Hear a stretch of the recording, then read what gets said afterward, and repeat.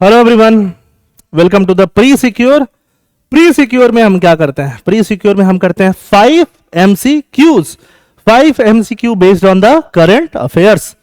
और ये MCQ आपको प्रीलिम्स के और ज्यादा क्लोज लेके जाते हैं, चाहे यूपीएससी का प्रीलिम्स हो चाहे एपीएससी का। तो हम लोग मैपिंग के क्वेश्चन करेंगे, इंटरनेशनल क्रिमिनल कोड के बारे में देखेंगे, हिस्टोरिकल साइट्स जो कि इंडिया में न्यूज में चल रही हैं, यूपीएससी बहुत क्वेश्चन पूछता है इन पे। स्टार गेट क्या है? Stargate is very important, इसको जरूर पूछा जा सकता है। और रिपब्लिक डे सेलिब्रेशन में से in general, not always, questions आता ही आता है हर कॉम्पिटिटिव एग्जाम में। तो एक एक करके स्टार्ट करते हैं। The 8th degree channel in the Indian ocean separates the Andaman and Nicobar island. Andaman Nicobar island को और इंडोनेशिया के सुमात्रा आइलैंड को कौन सा चैनल सेपरेट करता है? 8 डिग्री चैनल, ऐसा स्टेटमेंट 1 बोल रहा है। Strait of Malacca, one of the world busiest shipping lanes, lie entirely within Indonesian territorial water. पूरा इंडोनेशियन टेरिटोरियल वाटर में लाई करता है। The ring of fire, known for its high seismic activity, passes through Indonesia, making it one of the most earthquake prone countries in the world. इनमें से कौन सा statement सही है, कौन सा स्टेटमेंट गलत है? अब ये आपको बताना है। तो दूसरा वाला तो ऑब्वियसली गलत है। Strait of Malacca entirely Indonesian territorial water में नहीं आता, थोड़ा सा अंडमान और निकोबार के टेरिटोरियल वाटर में भी आता है। तो सेकंड इज इनकरेक्ट। फर्स्ट क्यों इनकरेक्ट है? क्योंकि 8 डिग्री चैनल नहीं है वहां पे। 8 डिग्री चैनल की जगह 6 डिग्री चैनल है, जो अंडमान निकोबार आइलैंड को अलग करता है सुमात्रा आइलैंड से, जो कि इंडोनेशिया का है। और 8 डिग्री चैनल किसको अलग करता है? लक्षद्वीप और मालदीव को। ये बहुत इंपॉर्टेंट है ना। लॉन्गिट्यूड लैटिट्यूड की जो बात करते हैं वही है। Statement 2 is incorrect, straight of Malacca. और स्टेटमेंट 3 की हम बात करें, रिंग ऑफ फायर, तो ऑब्वियसली रिंग ऑफ फायर जो जोन ऑफ टेक्टोनिक एक्टिविटी है, अर्थक्वेक प्रोन है, वो ऑब्वियसली पास करता है इंडोनेशियन आइलैंड से। ठीक है। Mount Tambora is an active stratovolcano of Indonesia. तो ये रहा पूरा का पूरा मैप। आप आराम से इंडोनेशिया की स्टडी कर सकते हो। यहां रहा 6 डिग्री चैनल, यहां रहा 10 डिग्री चैनल जो अंडमान और निकोबार को अलग करता है। ये है माउंट मेरापी और ये है इंडोनेशियंस एरिया। ऊपर क्या है? मलेशिया है। यहां पे आपको मिलेगा स्ट्रेट ऑफ मलक्का, यहां पे है अंडमान निकोबार आइलैंड। तो उधर भी अंडमान निकोबार सीज के अराउंड भी ये पड़ता है। Which of the following is under the jurisdiction of international criminal court? ICC. ICC एक तो क्रिकेट काउंसिल है, उसकी बात नहीं हो रही है। क्रिमिनल कोर्ट, क्रिमिनल कोर्ट के अंदर क्या क्या जुरिसडिक्शन जाता है? Crime against a religious group. अगर किसी पर्सन ने किसी एक रिलीजियस ग्रुप के अगेंस्ट क्राइम किया तो आईसीसी में उसकी सुनवाई होगी।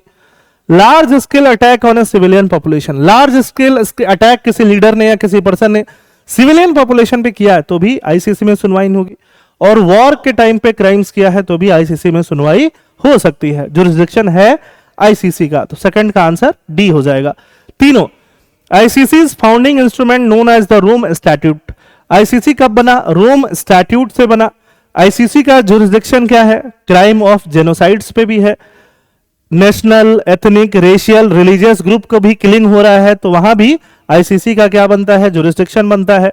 उसके अलावा क्राइम अगेंस्ट ह्यूमैनिटी हो रहा है, उसके अलावा large scale attack on civilian population हो रहा है तो भी आईसीसी का जुरिसडिक्शन बनता है।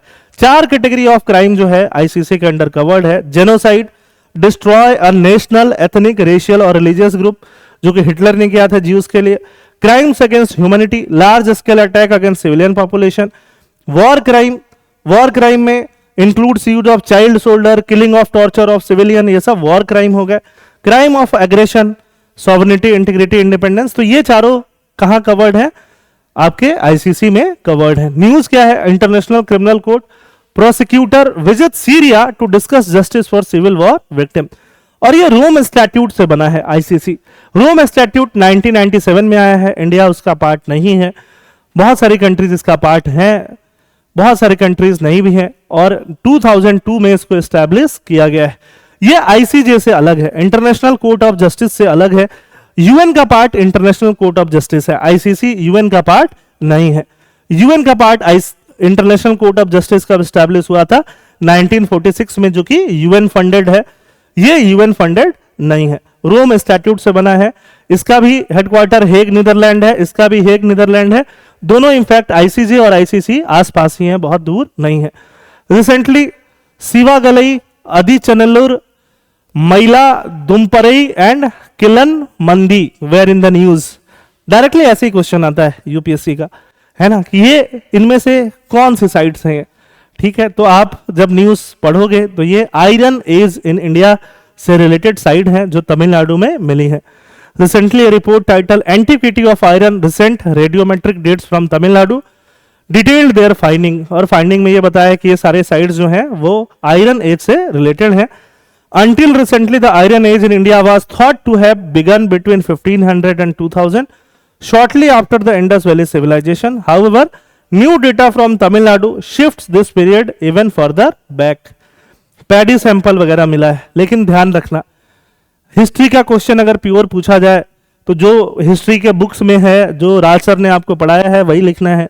उसमें करंट अफेयर्स के एनालिसिस को नहीं डालना होता है, क्योंकि जब तक ये डॉक्यूमेंट नहीं होगा प्रॉपरली, गवर्नमेंट के नोट्स में नहीं जाएगा, बुक्स में अपडेट नहीं होगा, तब तक इसको नहीं डालना होता है ना। बट इसके बारे में आप जरूर बोल सकते हो, शिवागलई, आदिचनल्लूर, ये सब आयरन एज साइट से रिलेटेड है, ये आप जरूर बता सकते हो।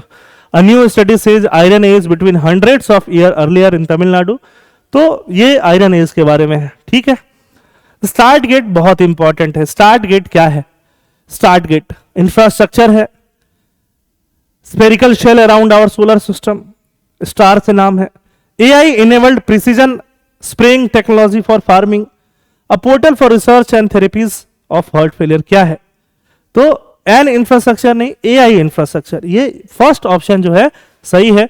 US government, Biden government, Trump government इसमें हेवली इन्वेस्ट करने वाली है, $500 बिलियन, और पूरा एआई सिस्टम पे कंट्रोल करने वाली है। $100 मिलियन तो वो लोग अभी खर्चा करने वाले हैं। ये this is very important information, very important news for your prelims. Last question for the day, Republic Day celebration से रिलेटेड है। रिपब्लिक डे सेलिब्रेशन में जो परेड होता है जिसको हम टेब्लुएक्स बोलते हैं, थीम ऑफ टेब्लुएक्स क्या है at Republic Day? Parade is Swarnim Bharat, विरासत और विकास। तो ये बिल्कुल सही है, इस साल का जो थीम है वो वही है, स्वर्णिम भारत, विरासत और विकास। नॉर्थ ईस्ट से कौन कौन से स्टेट को पार्टिसिपेट कराया गया टेबलुएक्स में? तो सिर्फ त्रिपुरा कराया गया, मिजोरम इंक्लूडेड नहीं था, तो ये स्टेटमेंट गलत हो जाता है। Republic Day celebration comes to a close with the beating retreat. Beating retreat which is held every year on 30 January. 30 जनवरी को नहीं होता है बीटिंग रिट्रीट, तो ये भी इंफॉर्मेशन गलत है। सेकंड भी गलत है। यहां पूछा है कितने करेक्ट नहीं है, 2 स्टेटमेंट करेक्ट नहीं है, तो फिफ्थ का आंसर बी हो जाएगा। This is also very important for your prelims examination. Statement 1 is correct, 2 क्यों इनकरेक्ट है? Tripura is the only state from North East in tableaux at Republic Day 2025 parade with the theme eternal reverence the worship of 14 deities in Tripura. Kharchi Puja, ये बहुत जरूरी है। खर्ची पूजा क्या है, किस स्टेट से रिलेटेड है? डायरेक्टली प्रीलिम्स में इतना ही आ जाएगा, ये भी आ सकता है और आप बोलोगे सर कहां कवर है? प्री सिक्योर में हर चीज कवर होती है, छोटे से छोटे डिटेल्स जो प्रीलिम्स के लिए इंपॉर्टेंट है। Statement 3 is incorrect. RDC comes to a close, beating retreat ceremony जो कि 29 जनवरी को होती है विजय चौक पे, 30 जनवरी को नहीं। तो ये रहा आज के 5 MCQ based on the current affairs. Republic Day 2025 participation selection process क्या है ये आप देख सकते हो, और इस साल के हमारे चीफ गेस्ट किस कंट्री से थे, उनका नाम क्या है, ये आप कमेंट सेक्शन में बता सकते हो। ठीक है, थैंक यू, जय हिंद।